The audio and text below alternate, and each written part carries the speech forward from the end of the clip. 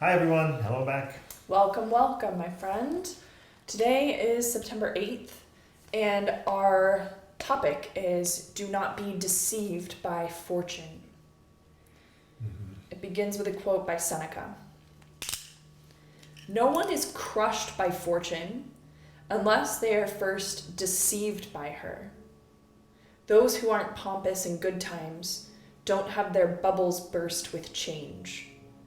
Against either circumstance, the stable person keeps their rational soul invincible, for it's precisely in the good times they prove their strength against adversity. Yeah, this is like getting at some meaty stuff. Because like there's this tendency to believe that once fortune comes, that's it. Success is now forever. And I don't need to, I almost graduated from a life of bad luck and failure. And I earned my way here. And so now I just get to enjoy it. And pretty much like anytime... Well, that's just the ignorance of not knowing of a boom and bust scenario or methodology, right? Like you think that it just boom and I stay there forever. There is no bust, but there is bust in most of them. It's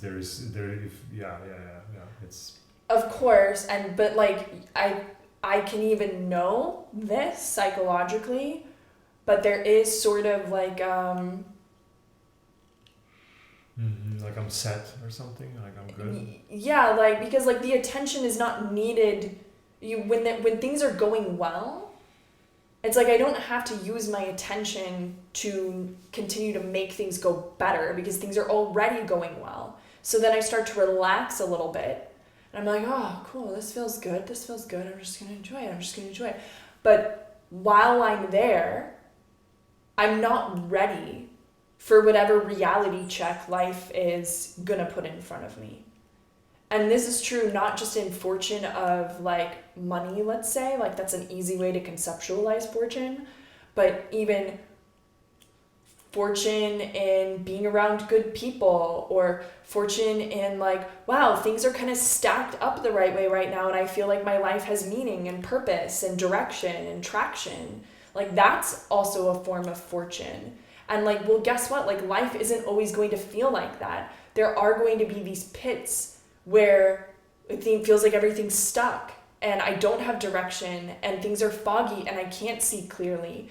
And so it's really important. I was even thinking about this at the beach yesterday when we were on our walk, because recently things have been feeling like pretty okay. And I've gotten a little bit like cocky about like, oh, things are feeling good. It's going to continue to trend up and to the right. And then I have like this zag down, and the zag down, I'm like not expecting it. And so it hits harder.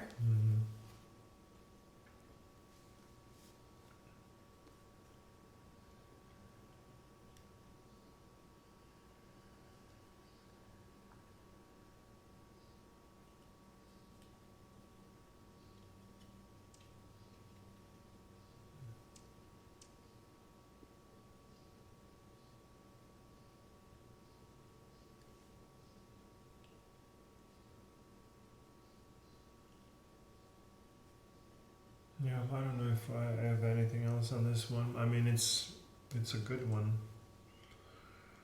because the success doesn't guarantee the continuous success, you know. Yeah. And like, I mean, I've personally went through a situation like that, right? Like that was ultimately like, hey, holy smokes, my life changed so dramatically that I have to rethink my life going forward. Now I gotta be doing, I need to quit my job, I gotta go do this now, I have all this opportunity to do all of these things now. Oh, okay, cool, let me set my mind onto this new reality that I'm gonna, what? It's all gone now? What? Oh, shoot, oh no, none of that worked out. Oh my goodness gracious, let's go back, let's retreat. You know, I thought I was in here somewhere. Nope, you're back over here. Okay, sounds good. Let's keep going. You know, it's a dramatic boom and bust is a dramatic experience. It's I could potentially compare it to like as like it's as difficult as like I don't know, like breaking arms and legs, and like it's just like dramatic thing, right? And it's funny because the going to the boom part doesn't feel necessarily as like the bust feels so much worse than the boom. Yeah. Like you don't even, you're like, well, okay, yeah, I mean, I've been fortunate for a little bit. Okay, I guess that's okay. Like you're not like, yeah, this is the best right now. You're like, yeah, okay, sounds good. It turns around, it's totally gone. Now you go, oh my God, my whole life is ruined. Well, no, like a year ago you didn't have anything. Then you had bunch of things, thinking that your life is changing. Now you're back to where you were a year ago, but the way you feel here, you were super optimistic that things are gonna be working out. They're up and up, but here you're feeling, oh my God, this is the worst thing ever. My life is ruined, but you're at the same spot. So what ended up happening? Well, you just got the glimpse of what's possible, and then the glimpse was taken away, and now you're like, oh my God, this was possible. This is possible, but I still don't have it. I'm still not there, right? It's like it's interesting how like the relationship we have with the losing things versus gaining things, you know. Yeah, I think the pain of the loss is probably proportionate to like how desperate I am to achieve fortune.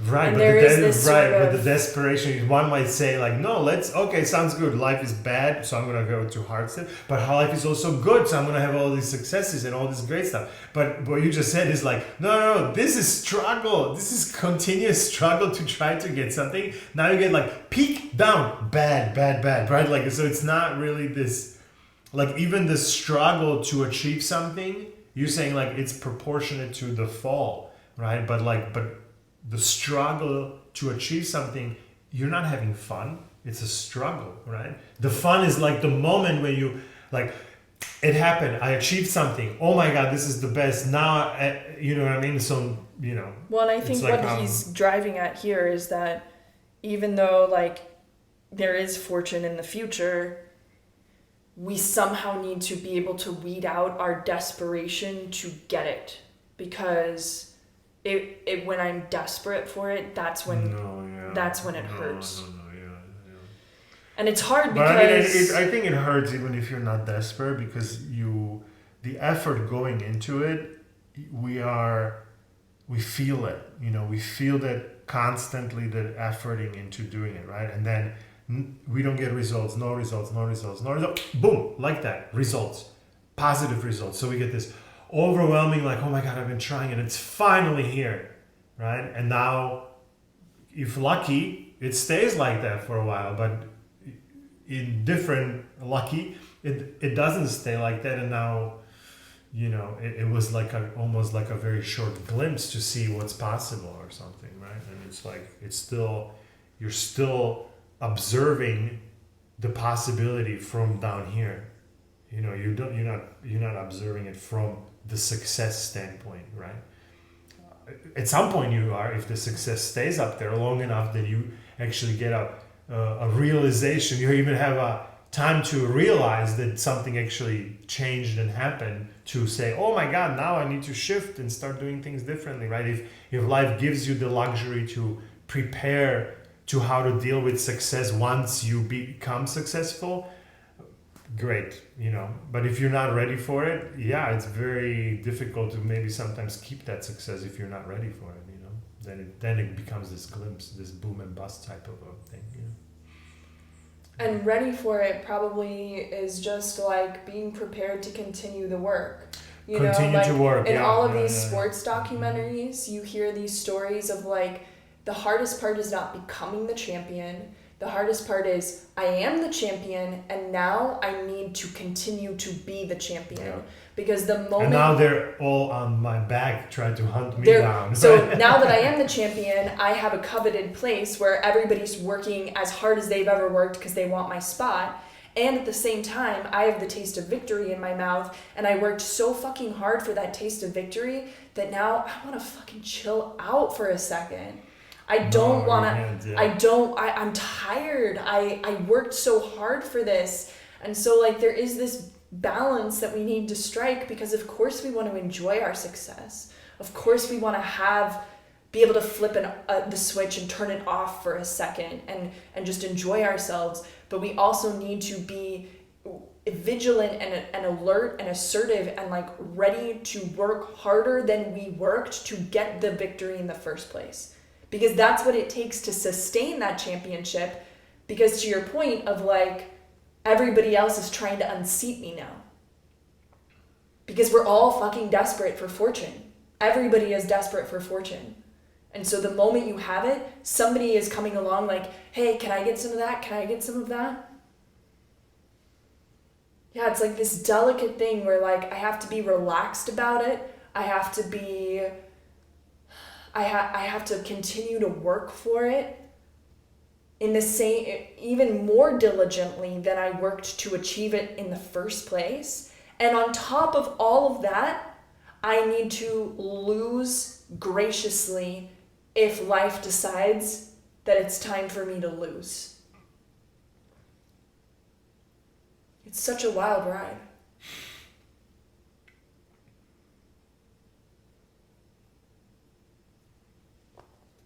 Yeah, crazy. But that's how it is. It's more like that than the way we think it should be. So, align with how things are, not how you think they should be. Exactly. Because they're not going to be the way you think they should be. It's just never going to happen that way. Yeah. Even if you're lucky, it's not going to happen that way. Yeah. All right, Ryan, what do you got for us? Ryan says, in 41 AD, Seneca was exiled from Rome to Corsica. For what exactly, we are not sure, but the rumors were that he had an affair with the sister of the emperor. Shortly afterward, he sent a letter to his mother seeking to reassure her and comfort her in her grief. But in many ways, he must have been speaking to himself as well, scolding himself a little for this unexpected twist he was taking pretty hard. He managed to achieve some measure of political and social success. He might have chased some pleasures of the flesh. Now he and his family were dealing with the consequences, as we all must bear for our behavior and for the risks we take. How would he respond? How would he deal with it? Well, at the very least, his instincts were to comfort his mother instead of simply bemoaning his own suffering. Though some other letters show that Seneca begged and lobbied for his return to Rome and power, a request eventually granted, he seems to have borne the pain and disgrace of exile fairly well. The philosophy that he'd long studied prepared him for this kind of adversity and gave him the determination and patience he needed to wait it out.